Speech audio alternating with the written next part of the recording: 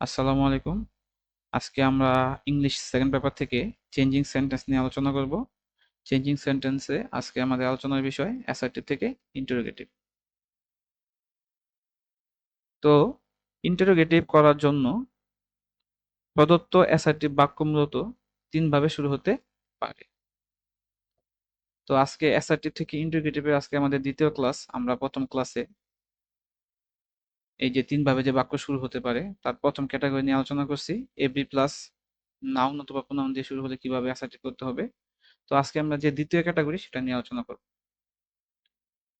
তো দ্বিতীয় ক্যাটাগরিতে বলা হয়েছে নো এর সাথে নাউন বা প্রোনাউন দিয়ে কোনো বাক্য শুরু হলে কিভাবে আমরা সেটাকে প্রশ্নবোধক করব।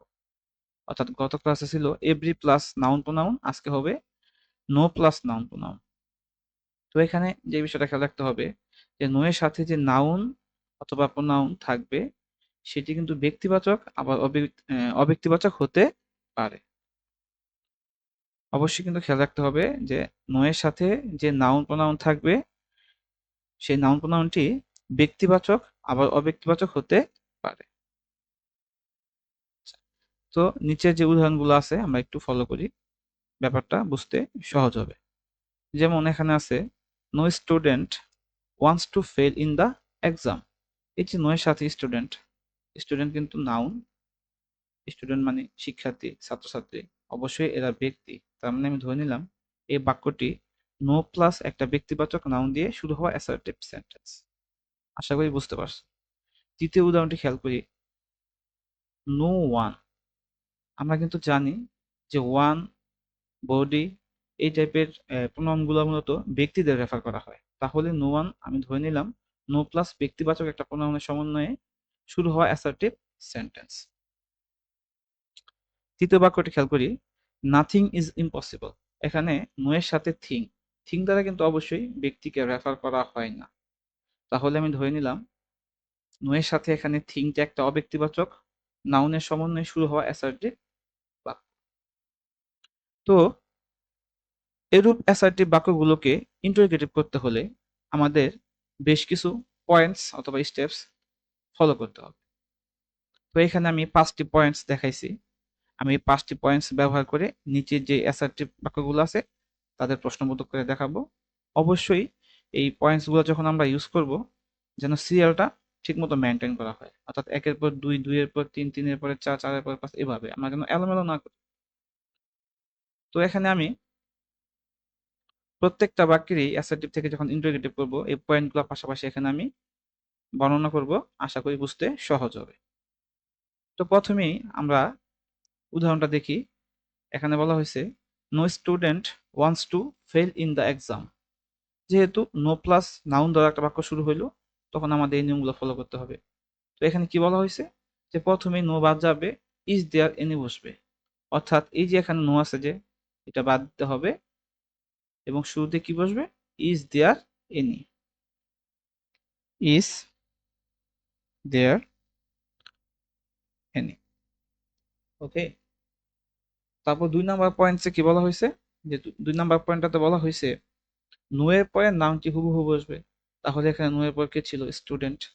এই শব্দটি হুবহু এখানে বসাতে হবে, অর্থাৎ স্টুডেন্ট।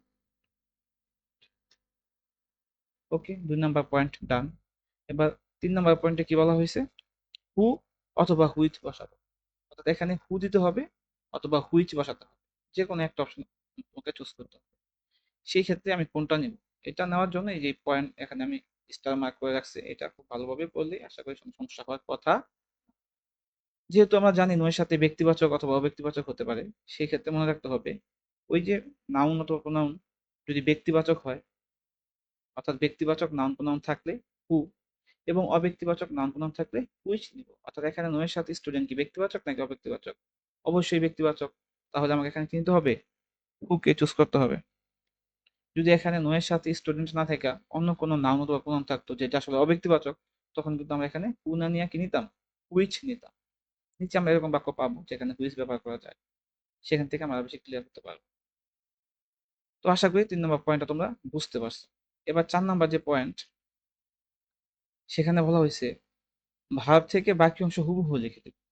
তো এই বাক্যের ভার্ব কে, ওয়ান্টস। এই যে ওয়ান্সটা এখানে ভার্ব। আমি এখানে একটা বিষয় অ্যাড করি, আমাদের মানে স্টুডেন্ট যারা আছে তারা অনেকেই বাক্যের ভার্ব বেছে নেন। আসলে কোন ওয়ার্ডটা এখানে ভার্ব?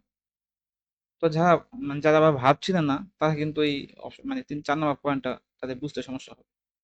তো এখন এই ভার্ব আসলে এগুলো বেসিক বিষয় ইংরেজির ক্ষেত্রে আমরা মানে শুরুর ক্লাসগুলোতে কিন্তু বেসিক ক্লাসে আমরা এইসব কিছু শিখছি যে মানে কি ভার্ব আছে কোন ভার্ব আছে। তারপর যদি তো আসলে এখন এটা না চিনলে সমস্যা। এখন আমি তো অ্যাসার্টিভ থেকে ইন্টারোগেটিভ পড়তেছি, এখানে তো আর ভার্ব নিয়ে বিস্তারিত আলোচনা করার সুযোগ নেই। ঠিক আছে? তো যারা মানে ভার্ব চিনে না বা দেখা গেছে বেসিক ক্লাসে একটু দুর্বলতা আছে তারা দেখা গেছে আমার চ্যানেলের সাথে থাকো। আমি আমার চ্যানেলে এই বেসিক ক্লাসগুলো নিয়েও ভিডিও আপলোড দিব।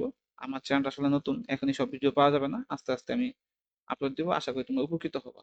তারপরে যদি কারো মানে দরকার হয়, আমার কাছে এই বেসিক এর বিভিন্ন নোটস শিটস আছে, এগুলো আমি চাইলে তোমাদের প্রোভাইড করতে পারবো। তোমরা যদি আমার সাথে যোগাযোগ করো তাহলে আমি তোমাদের এগুলা প্রোভাইড করতে পারবো।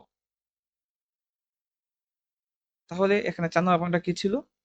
ভার্ব থেকে বাকি অংশ হুবহু লিখে দেব। তাহলে এখানে আমি জানি ওয়ান্সটা এখানে ভার্ব, এখান থেকে বাকি অংশ বলতে to fail in the exam, এই অংশটুকু আমি হুবহু লিখে দেব। অর্থাৎ হুবহু এখানে আমি এটা এখানে লিখে দিলাম।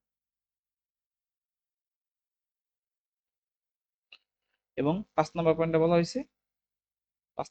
হয়েছে অবশ্যই বাক্যের শেষে প্রশ্নবোধক চিহ্ন ব্যবহার করবে। তাহলে এখানে কি করতে হবে? আমার একটা প্রশ্নবোধক চিহ্ন ব্যবহার করতে হবে।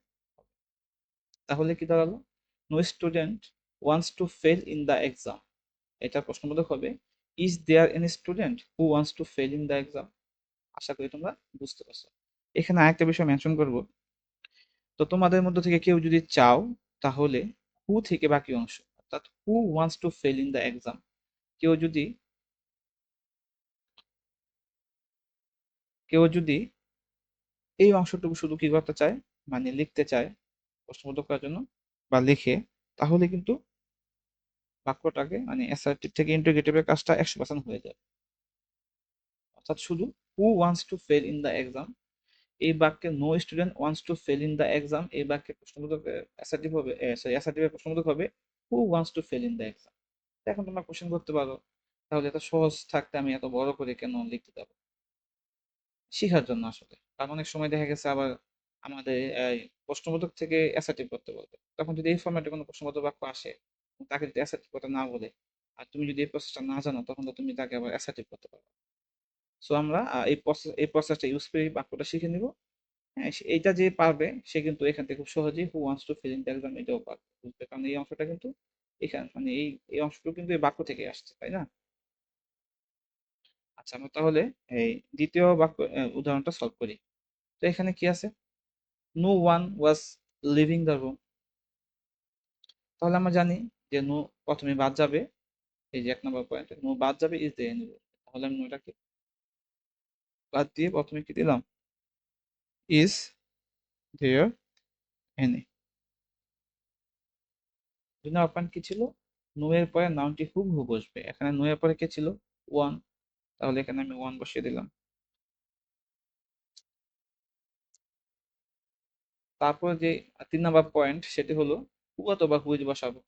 তো আমরা জানি যে নো এর সাথে যদি ব্যক্তিবাচক থাকে হু হবে, আর ব্যক্তিবাচক থাকলে হুইচ হবে। তো নো ওয়ান, আমরা জানি যে ওয়ান অথবা বডি এ টাইপের প্রোনাউন গুলা নো অথবা এর সাথে থাকলে ব্যক্তিবাচক রেফার করে। তাহলে আমি এখানে ব্যক্তিবাচক হিসাবে কি নিব? হু নিব অবশ্যই। 4 নম্বর পয়েন্ট ভার্ব থেকে বাকি অংশ হুবহু লিখে দেব। তো এই বাক্যের ভার্ব শুরু হয়েছে ওয়াজ থেকে, এখান থেকে বাকি অংশ হুবহু লিখে দেব। আচ্ছা, এবং 5 নম্বর পয়েন্ট বাক্যের শেষে অবশ্যই প্রশ্নবোধক চিহ্ন ব্যবহার করব। তাহলে no one was leaving the room, এটা প্রশ্নবোধক হবে is there anyone who was leaving the room. তো কেউ যদি আগের মতোই চায় তাহলে শুধু হু থেকে বাক্য অংশ লিখলে কিন্তু বাক্যটা কি হবে? প্রশ্নবোধক হবে। যদি এতটুকু লিখে দিই তাহলে কিন্তু কি হবে? প্রশ্নবোধক হবে। কিন্তু আমার এই প্রসেসটা সম্পূর্ণ শিখতে হবে, কারণ যদি অ্যাসার্টিভ থেকে আর যদি প্রশ্নবোধক থেকে অ্যাসার্টিভ করতে বলে, তখন এই ফরম্যাটের প্রশ্নবোধক থেকে অ্যাসার্টিভ করতে বলে যদি আমি এই প্রসেসটা না জানি তখন কিন্তু করতে পারবো না। তো আমার লাস্টে যে উদাহরণটি আছে সেটা একটু ফলো করি। এখানে দেখা যাচ্ছে নাথিং ইজ ইম্পসিবল। তো এখানে নো প্লাস থিং অর্থাৎ নো দিয়ে শুরু হয়েছে, আবার থিং একটা অব্যক্তিবাচক নাউন। সেক্ষেত্রে আমরা কি জানি, নো দিয়ে শুরু হলে প্রথমে নো বাদ যাবে, তার পরিবর্তে বসবে ইজ দেয়ার এনি। সো নোটাকে আমি বাদ দিয়ে দিলাম, বসাইলাম is there any.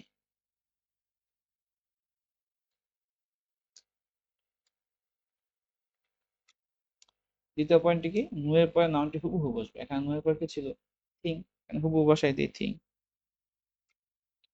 3 number point কি ছিল, হু অথবা হুইচ বসাবো।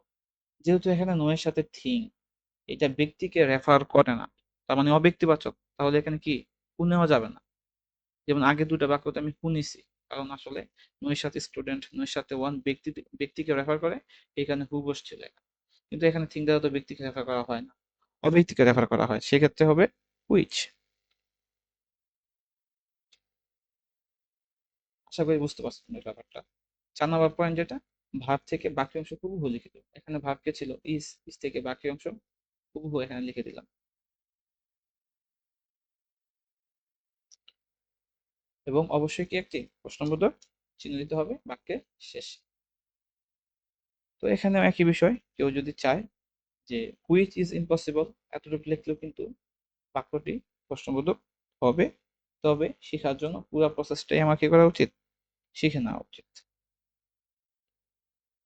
তাতে করে যদি আমাকে প্রশ্নবোধক থেকে অ্যাসার্টিভ করতে বলে এবং এই ক্যাটাগরি কোনো কোশ্চেন আসে, তাহলে কিন্তু আমি খুব সহজে কি করতে পারবো, তাকে আবার অ্যাসার্টিভে ঢুকে দিতে পারবো। তো আশা করি আমার এই নিয়ম দিয়ে তোমরা মানে নো প্লাস নাউন বা প্রোনাউন দিয়ে শুরু হওয়া যে কোনো অ্যাসার্টিভকেই ইন্টিগ্রেটিভ করতে পারবা। তারপর যদি তোমাদের বই থেকে আহ, কোনো কোয়েশ্চেন সলভ করতে সমস্যা হয় এই ফরম্যাট অনুযায়ী, তোমরা কমেন্টে লিখে দিলে আমি সমস্যাগুলো নিয়ে একটা ভিডিও দেওয়ার চেষ্টা করবো ইনশাআল্লাহ। তো ঠিক আছে সবাইকে, আল্লাহ হাফেজ।